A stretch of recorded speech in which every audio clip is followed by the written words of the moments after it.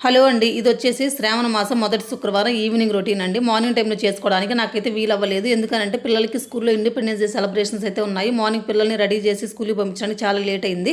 అందుకని చెప్పేసి ఈవినింగ్ అయితే పూజ అయితే చేసుకుంటున్నానండి. ఫస్ట్ నేను మార్నింగ్ ఆంటీ అయితే క్లీన్ చేసి వెళ్ళారు కదా! గుమ్మం ముందు ఊరకట్ల చిమ్మేసి ముగ్గు అయితే పెట్టేసుకున్నాను. ఈలోపు నేను కూడా వెళ్ళేసి రెడీ చేశానండి. శారీ కట్టేసుకున్నాను. మనం ఎప్పుడైనా సరే పూజ చేయాలంటే మనం కూడా ఒక లక్ష్మీదేవిలా కళకళలాడుతూ అంటే మేకప్ ఇది వేసుకోకపోయినా సరే చేతి నిండా గాజులు, నుదుటి బొట్టు, కాళ్ళకు పసుపు ఇవన్నీ వేసుకొని మనం మంచిగా రెడీ అయిపోయి శారీ కట్టుకొని పూజ చేసుకోవాలండి. సో అందుకని చెప్పేసి నేను కాళ్ళకు పసుపు ఇదంతా పూసుకొని రెడీ అయితే అవుతున్నాను. ఇంకా నెక్స్ట్ వచ్చేసి గుమ్మానికి పసుపు కుంకుమ ఇదంతా అయితే రాసుకున్నానండి. నాకు పెద్దగా గడప డిజైన్స్ ముగ్గులు ఇవైతే రావు. నాకు వచ్చినట్టుగా అట్లా కొంచెం పసుపు రాసేసి కొంచెం కుంకుమతో బొట్లు ఎలా అయితే పెట్టేసుకున్నాను. ఇంకా దేవుడి గదిలోకి వచ్చి ఇంకా పూజ అయితే చేసుకుంటూ ఉన్నానండి. ఇంకా శ్రావణ మాసంలో వచ్చి ఎవ్రీ శుక్రవారం మనం పాలతో చేసిన నైవేద్యాన్ని అమ్మవారికి సమర్పించుకొని మనం పూజ చేసుకుంటే చాలా మంచిది. బట్ నాకైతే వీలు అవ్వలేదు. అందుకని చెప్పి అమ్మవారికి ఎంతో ఇష్టమైనటువంటి ఎండు ద్రాక్ష నైవేద్యంగా పెట్టి పూజ అయితే చేసుకున్నాను. ఇంట్లో అయిపోయిన తర్వాత తులసి కోట దగ్గర కూడా చేసుకున్నాను. వీడియో నచ్చితే ప్లీజ్ ఒక లైక్